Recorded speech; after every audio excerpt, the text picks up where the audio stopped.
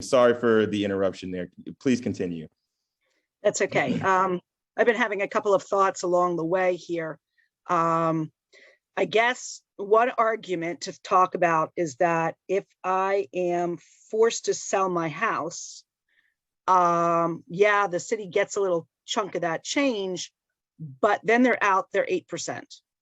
And because right now I'm supposed to pay a hotel and occupancy tax, just like the Hiltons do at 8%, plus all the other yada yada taxes, they're out of it. And so, you know, this is a very, very short-sighted, and I definitely will put that in my letter, but other people can add that idea too. But the other thing that I'm thinking about is the fact that I am not a competitor of the Hiltons or anybody else. The people that stay with me would either couch surf or not come to Philadelphia. My house is in Frankfurt. People stay at my place despite the reputation of Frankfurt because I have a really, really good connection to I-95, the SEPTA rail, all of the buses. I have people coming all the way from Ivy League schools in New Jersey. We won't mention their names, but they travel and stay with me and then just hop on the train and go up to Princeton. And they would probably not come to Philadelphia if this disappeared. They would just find some place to stay in New Jersey. I have medical students who stay and do residences at ARIA, Frankfurt. And you bet your bottom dollar, nobody's gonna stay in a hotel to go and work in Frankfurt ARIA, or whatever it's called now, Jefferson ARIA. Nobody's gonna come to my neighborhood and spend money in my neighborhood if this goes through. You know, and Frankfurt, Lord knows, needs all the help it can get. And shutting me down, I mean, right now, I'm in the house that I bought. I actually did a rent to own in 1992, bought the house in 93, raised my children in that house. I am not currently in the house, although all the furnishings are my house because I took a job in Reading temporarily, but I do want to return to my house eventually. So am I a resident or am I not a resident? I don't know. You know, I'm kind of like in that legal gray area, and I know nobody can give me any legal advice today. So, but yeah, I mean, and you know, people like me, you know, where you know, I'm being forced to sell is what's going to happen if this goes down. Anyway, those are my comments, and any suggestions you have? Besides, give you all my money. Yeah, this is something that your situation is it's definitely unfortunate, and what's also unfortunate is that's what a lot of people will be facing if this goes through. And you know, I will touch a little bit on the taxes thing because that's something that I get a lot of. That's like one of the first things that people usually bring up, and I understand. To give a little background on myself, I got into this space and started helping people advocate for their short-term rentals because I almost lost my entire business from a short-term rental ban. This was in Detroit, Michigan. And I had all of the same general questions that you guys have had. I was like, what do I do? Who's behind this? Wait, what about taxes? I'm paying taxes and all. I'm paying so much in taxes. Whether they're trying to give all this up, what do we do? How do we fight this? And, you know, from that period of not knowing what to do, we went from almost losing everything to getting that ban pulled and using the same strategy that's being used in Philadelphia right now, and that it's been used in 8 other cities. So, like, I want to say I've basically been through it all with regards to this situation. And your question, unfortunately, taxes, it's usually a dead-end conversation when you talk about taxes with the city. And I'd say the main reason is just because, for instance, if you were going to get tax laws changed for some reason, just as an example, it's so hard to change tax laws. It takes years, many years for that to happen. It's not even something that's on the table. We don't even really try and mention taxes if there is some sort of bargaining chip of how to adjust the ordinance. It's like, no, nothing tax related. And then when we talk about property taxes and just income taxes for your bookings, the hotel tax, all of that, basically, you know, these are properties. I don't want to kind of speak for city council, but people, the way they're kind of seeing it, and I'm talking about businesses that, small businesses, but just the business, just businesses in general, when they see like traditional businesses, business people, especially big businesses, they're like, okay, yeah, they're paying tax dollars, but they're going to go into some other industry. They're going to get a job. They're going to do something, and we're going to get tax dollars anyways. They're not just going to not do anything. So that's not something that they necessarily think of as the top of mind. And I know that sounds a little harsh, and I'm not saying that that's, you know, exactly what city council is thinking, but that's usually how, that's kind of like the level of thought process. Taxes is usually at the bottom because they know that they're going to be getting some taxes anyways. Yeah. This isn't something that's really going to deter them. And again, think about it like this, right? Could a city council member or somebody really make an argument saying, oh, I supported this bill because I wanted to get more hotel tax? Does that sound good? You know, does that sound like you're really thinking about the public interest, right? Even though technically in this case, it's helping us, right? So it is good, but that's why that's not really a good, it's not a convincing argument to get city council to sway. If I could just add one more piece to my story real quick. My family has been doing something like this since I was a teenager. I'm 56. Before Airbnb was invented, there were other home sharing hospitality programs. For example, my church, Mennonite Your Way, started about 50 years ago, and people will come to your house. They give you $10 a night or whatever. It was the same exact model as Airbnb, except for this was before PayPal and things like that. Mm-hmm. So my grandparents did this. My parents did this. Mm-hmm. I'm doing it. Now I'm doing it through Airbnb. I also do it through the Mennonite Your Way. So this is not something that just popped up with Airbnb. People of good will have doing this, being neighborly to complete strangers, probably for millennia. And, you know, just because this has been commodified, you know, does it prevent me from having a roommate? This is kind of like where we're going with this.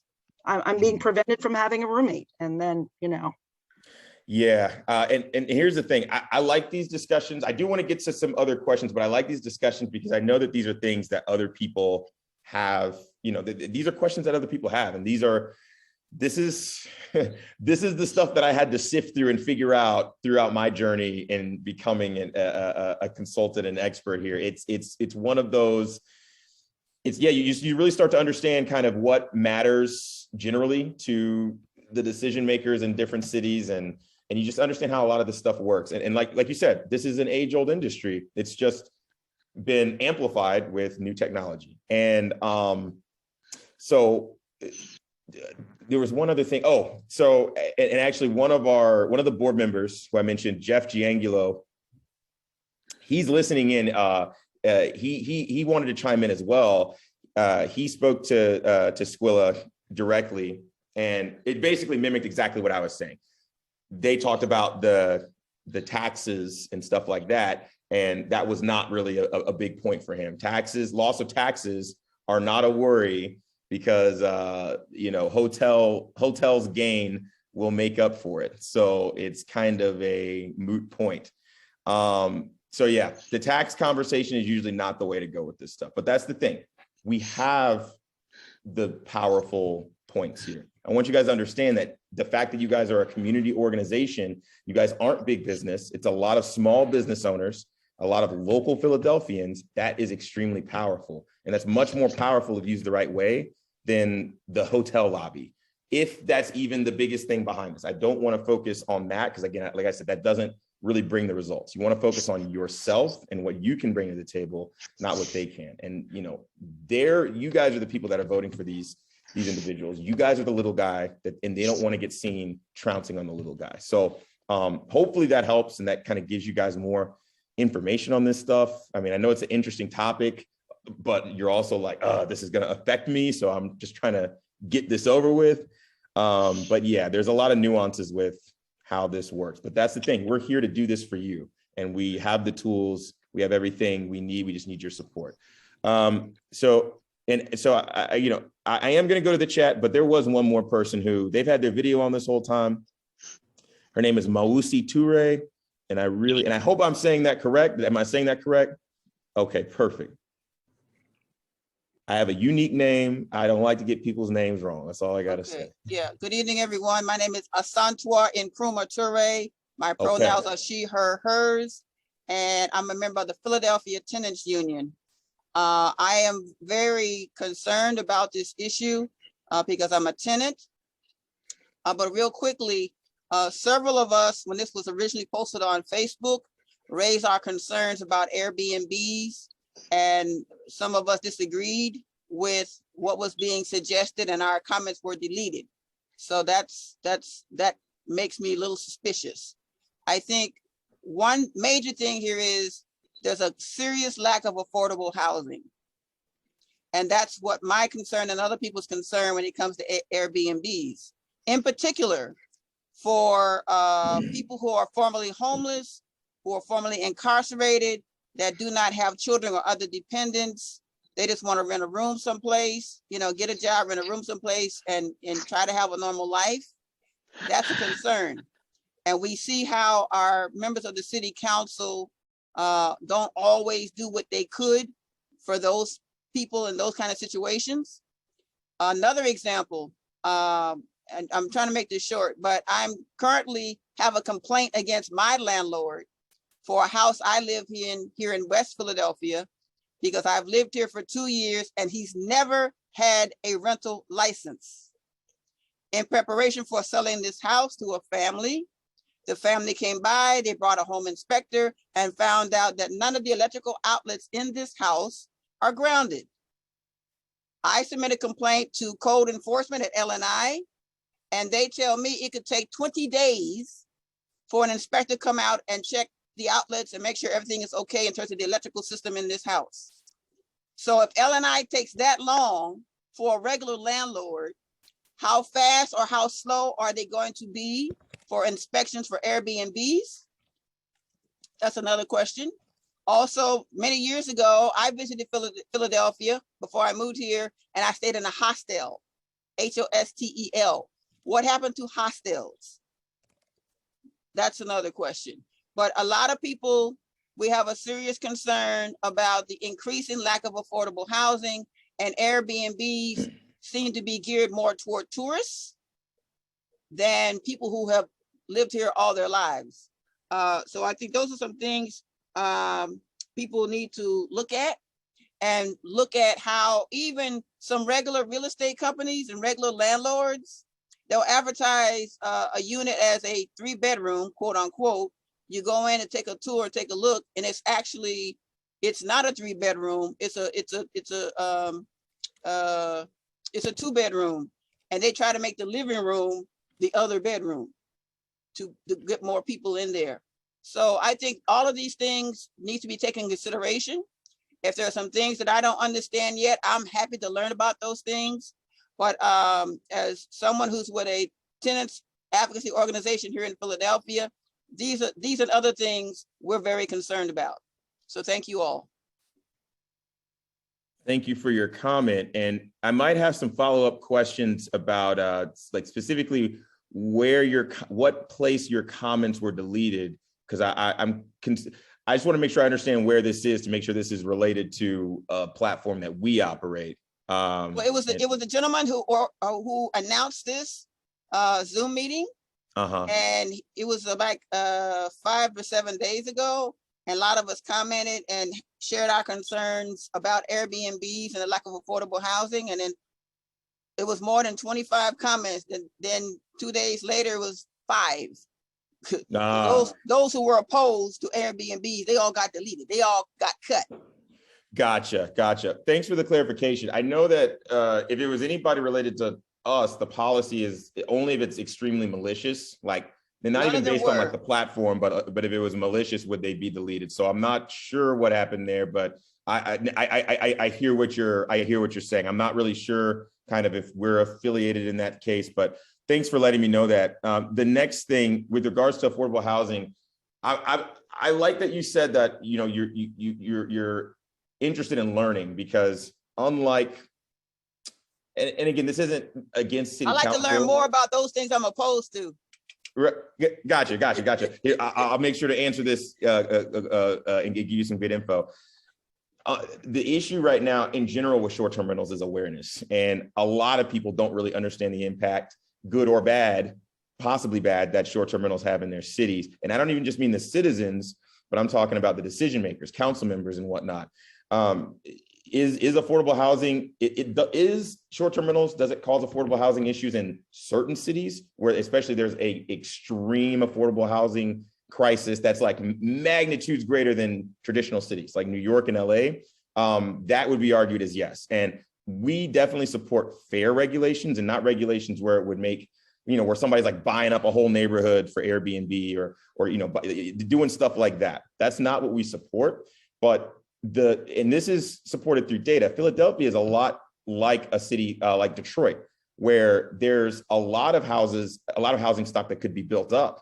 There's neighborhoods that are neglected for, you know, for whatever reasons, right? That can use more housing stock and use more attention from developers that then attracts more development in that area to create more housing stock.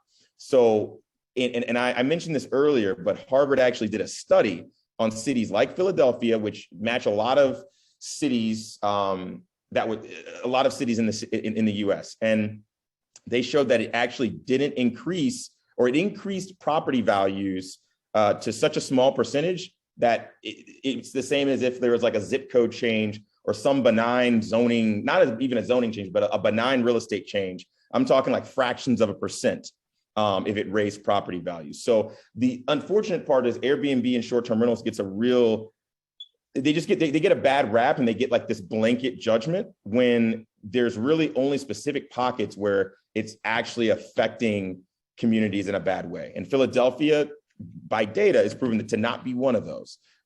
We definitely do not support, you know, big businesses buying up blocks, like I said, and causing affordable housing issues. So I want you to definitely have as much information as you can to kind of understand this. This is not stuff that you just can easily find, unfortunately.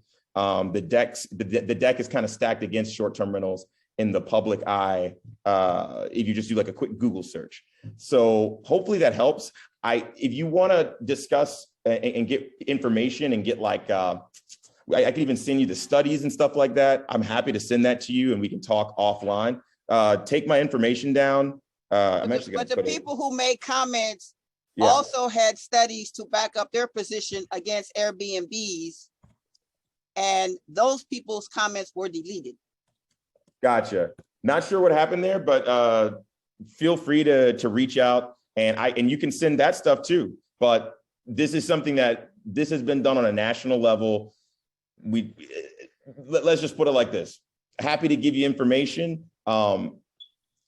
You know, I appreciate you supporting a stance, and tenants' rights are very important. So, you know, whether or not that influences any change on your end, hopefully that gives you clarity and kind of absolves kind of what happened to you in the chat. I'm not sure what happened, but we don't hold any malice towards anybody unless they were being malicious in the chat.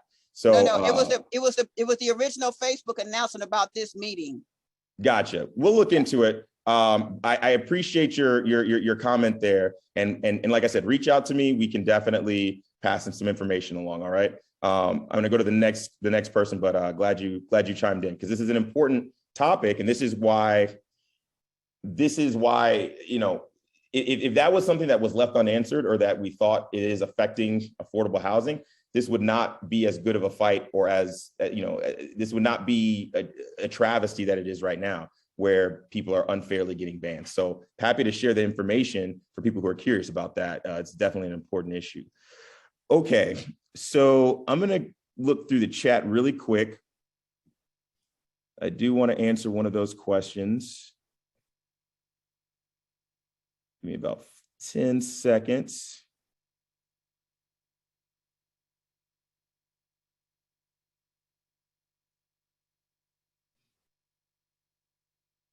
Okay. Okay, Kate Vale asked a question, but I think that was your main question that you'd already asked in the chat. All right, so it looks like these questions have been generally answered. Well, that's good. I see some people commenting about we employ people and we bring business to the communities. That is an important thing, like an important thing that does look good for city council. I do recommend including things like that you bring a lot of local businesses, customers. That's also really good. Reaching out to your local businesses and letting them know that, hey, all your Airbnbs or most of them are going to be gone. That could be something useful too. Having local businesses reach out to city council is also very useful. So that's another thing that's really good. I'm sure a lot of you guys employ cleaning companies. That can be useful as well. One thing that I noticed is that actually a constituent or somebody that's behind a ban of short-term rentals could actually be cleaning unions though. And cleaning unions are the unions that have the cleaners in like the hotels. And the thing why they don't like short-term rentals is because people that might be doing cleaning jobs at the hotels instead start a business cleaning Airbnbs, and they don't have to pay any union dues, and they're making much more money per month than they would be making cleaning those hotels at an hourly rate. So it's funny, sometimes that actually isn't so effective, but I think it's important just to showcase that you're providing, you know, great economic jobs to people in your community. So that's also something you can say. But that's just a little tidbit that is actually a thing too. Okay, so we're almost at the end here. I'm gonna try and get through these last three people real quick.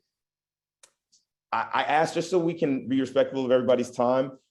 Say your name, be a little quicker about what your question is, and keep it down to one question so we can get through everybody and close out.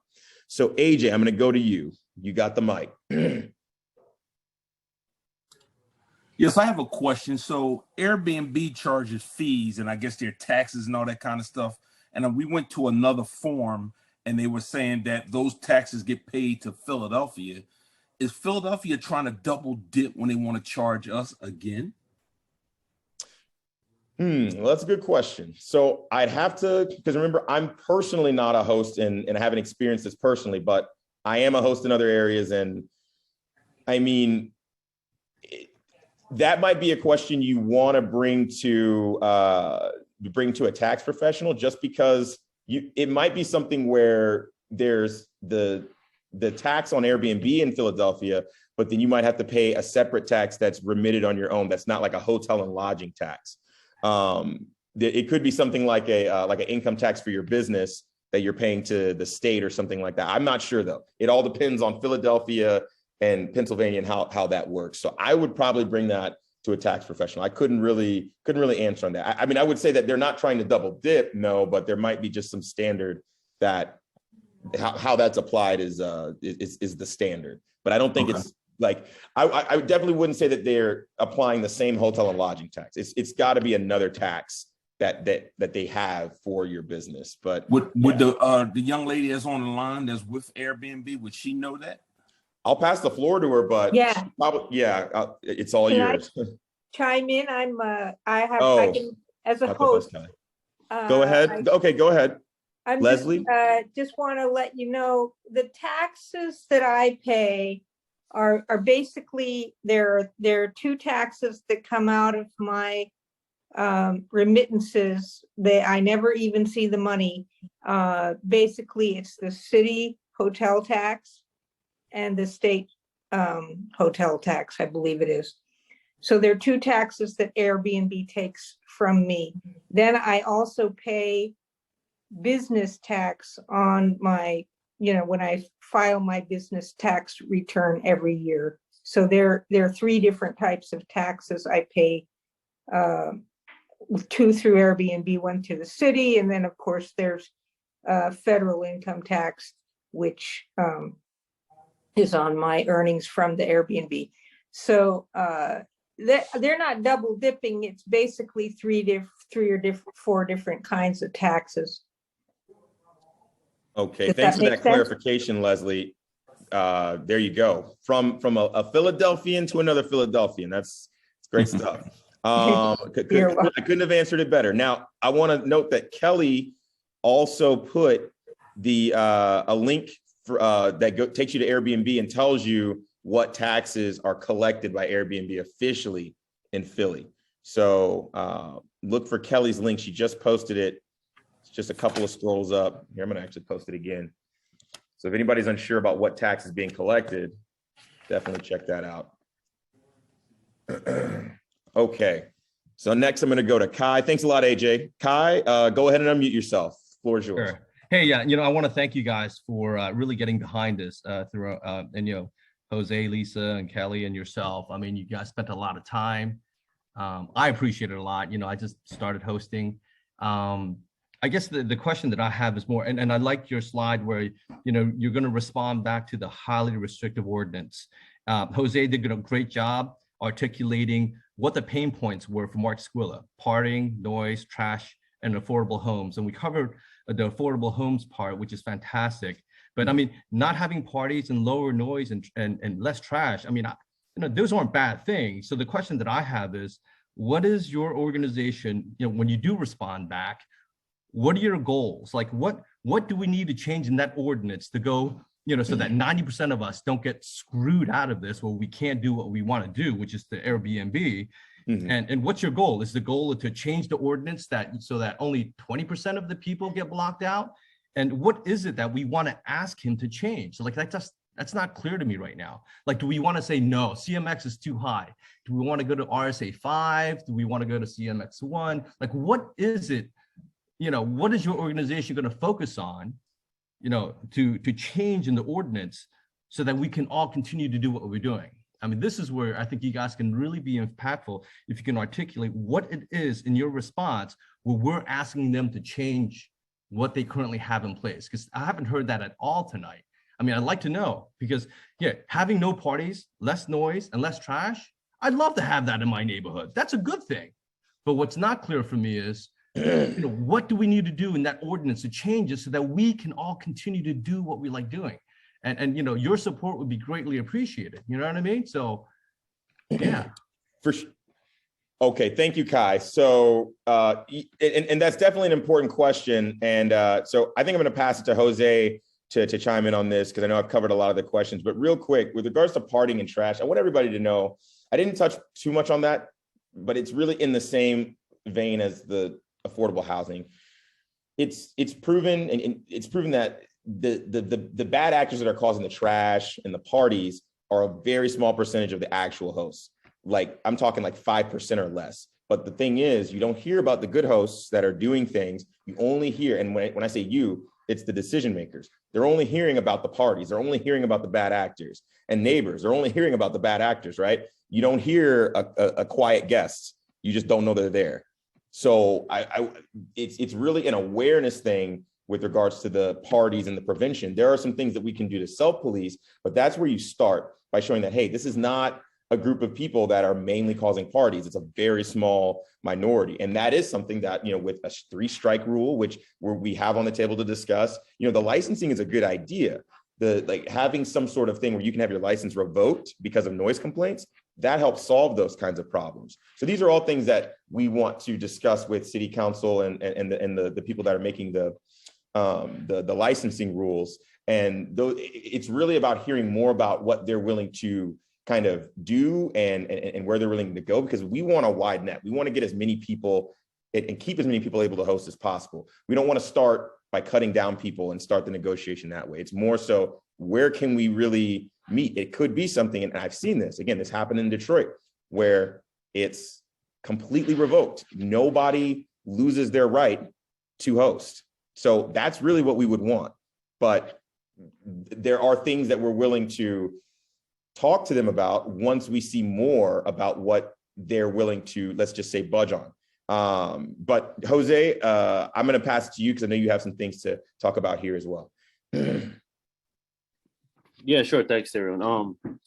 I think their whole approach, and they've said it, is basically throw the baby out with the bathwater. Mm-hmm. So when a council member gets a call from a neighbor because some bad actor host allows parties, or maybe they can't do anything about it because when they get calls from you know, the cops come over and they're like, well, we can't do anything. Well, if it happens a few times, they're going to reach out to the council member and be like, hey, there's an Airbnb on my street and it's causing a disturbance, and do something about it, do something. If they hear enough of that, then they're trying to do something about it. And so their whole approach is to get rid of these bad actors. They just get rid of everything. Because they're just not aware that this impacts so many of us. And this whole bad actor mentality is, I believe, is just another excuse to just get rid of the 90%. If it was up to me, I mean, nobody would get restricted. Yes, I do agree. Maybe we need some type of regulation for those bad actors to not have parties or noise, but I don't believe it's a proper approach. Yeah, if everyone's licensed, great. And if they get tons of complaints, great. Maybe we could do something about limiting them on the platform.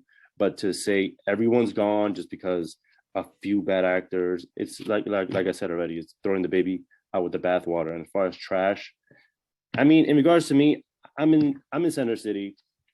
There's no affordable housing issue there. It's expensive for everyone.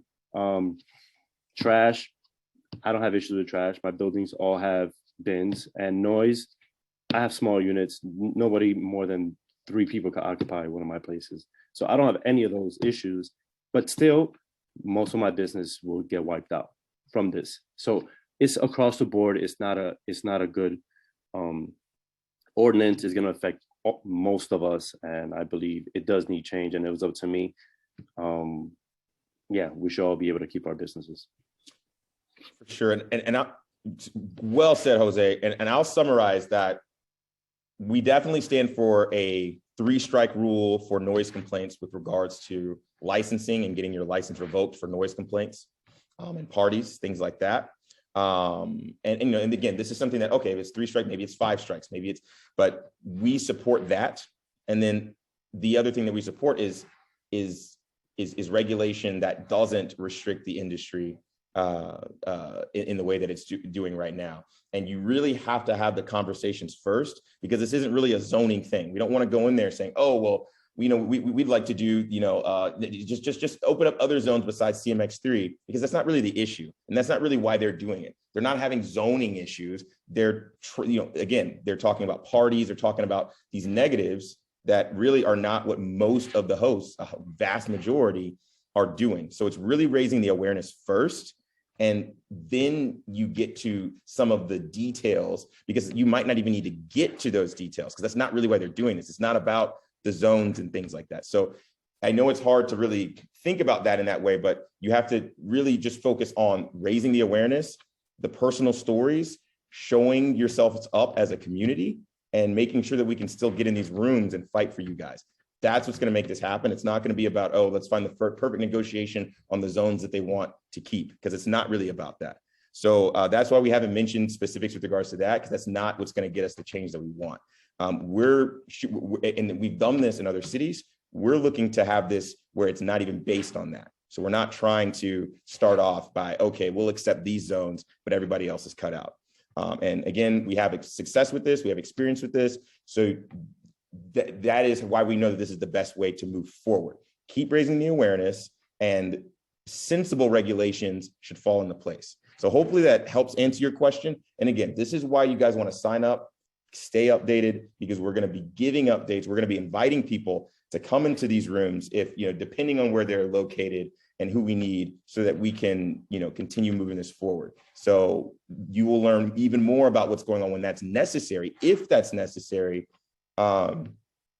moving forward. And so please stay signed up with us and keep supporting. So hopefully that answers your question, Kai. I got to go to Brittani next, but actually, hold on, Brittani, don't unmute, because Kai did have a question that they put in the chat that I do want to just quickly answer. How will they enforce this in April? And this is really important. I'm going to quickly answer this because it's point blank.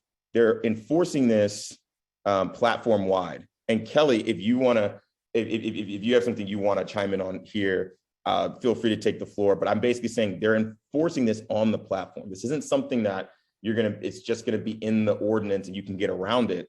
Your listing is going to be directly affected, meaning when they will have the ability, or let's put it like this. Airbnb will have the ability, and they will be, you know, asked to do this by the city to shut down any listings that are not compliant, and that can happen instantly. But I'll let Kelly talk about that in more detail.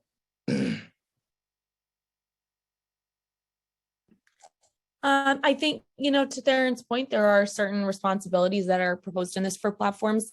Again, as I said, you know, we're operating from a place where we want to reach an understanding that works for everybody. So I don't want to necessarily get into a worst case scenario picture, you know, right now with folks. It's, you know, there are some different responsibilities that are proposed. We're trying to work out, you know, the best way to move forward for everybody involved that respects everybody's privacy and rights, and makes sure that it's reasonable, you know, for everyone. So Right. That's what I'm not in a we place to get don't into want that. details of what future, you know, the future enforcement, like what that looks like at this stage. For sure. I second that. You know, this is what we don't want. Just know that that is, you know, if Airbnb doesn't want to do, they want, you know, support as many hosts, all hosts if possible. But if the city is, you know, forcing them, and like you said, if they have a responsibility to the city to deactivate or to just restrict, you know, listings, what else would they be able to do? They have to follow the rules set by the city. So it's not Airbnb that would be doing this, it's the city. But just know that this is something that they are looking to impose on the platform side. Before, it was something where it was just on like the ordinance side, and it wasn't necessarily on the platform. So you weren't necessarily going to be penalized directly, but they have the ability to do this, and you know, that is their intent. So that's why this is so serious. You can't just, worst case scenario, you're not going to be able to just get around this. This isn't just something you can finagle. It's not going to be like that. It's either on or off in terms of worst case scenario. And if they have the ability to, and if it goes to where Airbnb needs to act on any listings that are not compliant, because they're just doing what the city is instructing. They have to follow, you know, and as they should, they have to follow the rules, just like we're expected to. So yeah, thanks for that, Kelly. So I'm gonna answer Brittany's question, and that'll be the last one for today, because I know we're a little over, and I want to respect you guys' time. Brittany, go ahead and unmute yourself, please. Hi, can you hear me? Yes, I can hear you. Okay. My name is Brittany. I've been a host in Philadelphia for about 4 years now, and I have 10 properties. I wanted to know, so actually this Kelly just answered the question that was very important to me, which was basically asking if Airbnb is going to require us to list this license, or to have the license listed in order to list the property. Like, is that going into effect on April 1st? Which, I mean, I guess you pretty much answered that question. Okay, gotcha. Kelly, did you have anything else you wanted to add to that, or did I cover it pretty well? Yeah, I mean, I think again, as the date in the ordinance is a requirement for April 1st, it's currently in the law itself, states that you have to identify that on your profile. Mm-hmm. So it is part of that. And again, we're kind of through the rulemaking process trying to figure out what that will look like in the future, and hopefully at least get a better runway so we can get folks what they need in terms of registration. So there are different, you know, requirements for platforms that are included in this law. Yes. Okay, so that's basically a yes as of now. Yep. The requirement, and I think, you know, what's included in the law, platforms themselves have to register, and folks have to, you know, present a license as part of that. And we're doing our best to work out a situation and a process that works best for everybody. But what's in the law and the current enforcement date is April 1, with a requirement to put your license on your profile. Okay. And as of now, so I practice rental arbitrage. I basically get permission from the owners to list the properties. So as of now, what the licensure requirements allow, do they allow someone who is operating in that way to get the license? I know you mentioned a secondary license for people who are not renting out their primary residence? That's correct. Kelly, did you want to take that one? Again, I actually thought she might have been speaking to you directly again too. If not, I can. It doesn't matter. Yeah, it doesn't matter who answers. I just basically want to know if you are practicing rental arbitrage and you're essentially you don't own the properties, you have permission from the owners to rent out the properties, are you still able to get that secondary license? So if it is not your primary, and again, I think we aren't in a place where this is stood up, right? So I understand I don't have a great answer for these things. Like right now, the law states that if it's not if you're renting a primary residence for 180 days or it's not a primary residence, then you have to get a visitor accommodation zoning permit. The law that's going to be imposed in April says if it is not your primary residence, then you need to get a visitor accommodation zoning permit in order to list. So I can't give advice as to like co-hosting with those folks specifically. If the owner themselves wants to go through the process to license their property, that would be a question for them as the primary resident. But I don't want to pretend I have clarity on how that's going to be looked at your specific situation under this scheme, because I quite frankly don't know how Elle and I would be looking at that. Do you know, Tehran? So you're right. And by the way, it's I should have said this. It's Theron, everybody. Theron, but I'm so sorry. no, no biggie, no biggie. I wanted to chime in with, and that. So this is the thing. The rules have for the license. If you're not, to make it extremely clear, if you are not primary residents, then you will have to. And you're operating for more than 180 days. You're going to have to go through this process. And the new licensing process. And the new licensing process is set up currently where it is intended to be CMX3 only.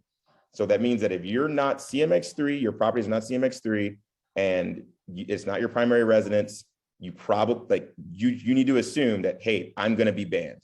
Like, it's not in stone, which is the good part. That's what we're looking to get adjusted. If it was in stone, it'd be too late. But that is what the intent is right now. And this is on the record. So do you know if your properties are CMX3? So, yeah, so a few of them are. Okay, so the others won't. Yeah, I think 4. Yeah, it won't be licensable. Yeah, so. Yeah. But, okay, so you're saying they're not licensable, but also because they're not my primary residence, am I able to even, you just said if they're your primary residence, you're not able to. Right. So, okay, if one of those was your primary residence, then you could operate that one. So essentially you can't get, like, if you have more than one property, you can't get licensure for all. Unless they were CMX3. If they're not CMX3, you're not the way that they have this intended. Exactly. That's why this is so bad. Unless you're in the city center, basically, if you're trying to operate an actual short-term rental business that's not a part-time business, or let's just put it like this, it's not your primary residence only, you're going to get banned if they move forward with how they're intending to do this. That's why this is such a big deal. So hopefully that adds clarity, because I understand why you're asking. I mean, I'm sure that's a little scary. Jose, who's a member, he founded this. He was in the same situation. He's still in the same situation. So yeah, that's why this is such a big deal. I would say a good analogy is we're forming clay. We're trying to do a sculpture. The clay is still moldable.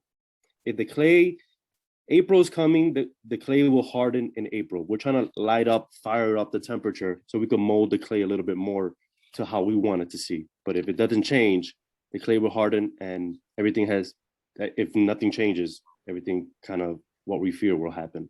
So we got to fire up the temperature. We got to try to get this push molded to how we want it in our way.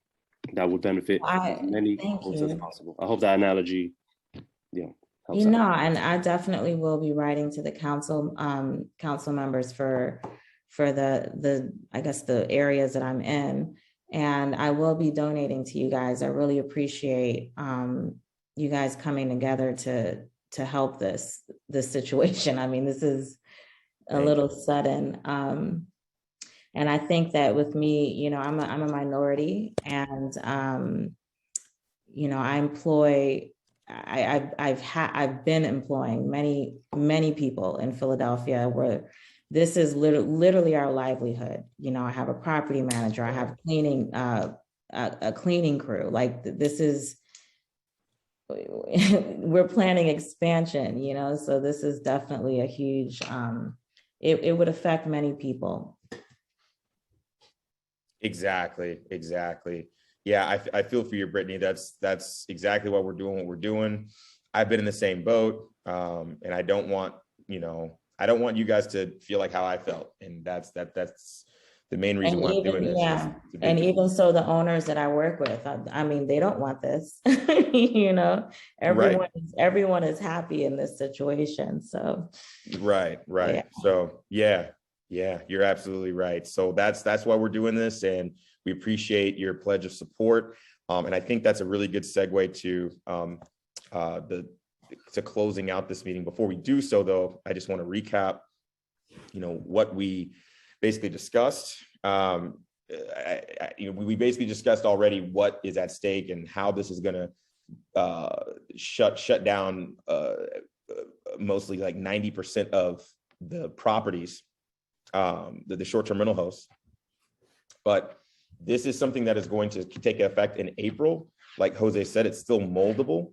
And we have done a lot of the groundwork already. And now we just need to see it through. We've built the foundation. In 2021, we started the association. We used the strategy that I've used to have success in over 8 cities. And I'm talking cities like Chicago, Detroit, Michigan, cities in Texas, like cities that are very comparable to Philadelphia in terms of size and scope. So we've started the strategy. We've raised enough money to start getting the lobbyists to get us in the rooms. We got in the rooms with these individuals. We've made a lot of impact. They're already on our team and trying to petition for change, but we have to keep going. We plan to meet with 4 other city council members, including the city council president. We plan to meet with L&I, which is the most important part of this, because they're the ones that are making the licensing rules. And the goal, and I think Jeff said this really well, just to make sure everybody understands, is to allow everyone, regardless of the type of building or zone, to get a license. The license is a good thing because it shows that we're a professional industry. And it also will help keep out bad actors, because if there's penalties for doing bad things as a business owner, then you could get that license taken away. We support that, but we want everybody, regardless of the type of building or zone they're in, to be able to get this license and it not be based on something ridiculous for ridiculous reasons. So that is what we are fighting for. If we get the support we need, we are in a very good position to succeed. This is something that, again, has happened in other cities with the same strategy, but we need your support. Our goal is to raise $7,000 before really February 1st. So it is a tight timeline, and we have to keep this momentum going. We're going to put the GoFundMe link in the chat again. If you guys got value from this and you guys are worried about losing your short-term rentals or want to save other people's, you need to donate if you can.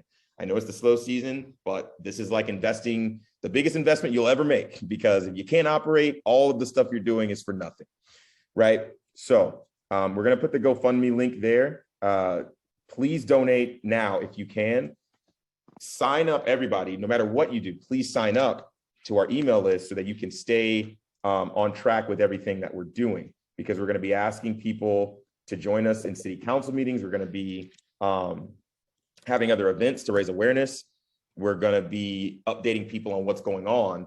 So you guys don't want to miss what we're putting out there. I just put all the links up here. It has the website, the Facebook page, the GoFundMe's in the middle. Click that link to donate. And this is what we need from you guys to keep this going, okay?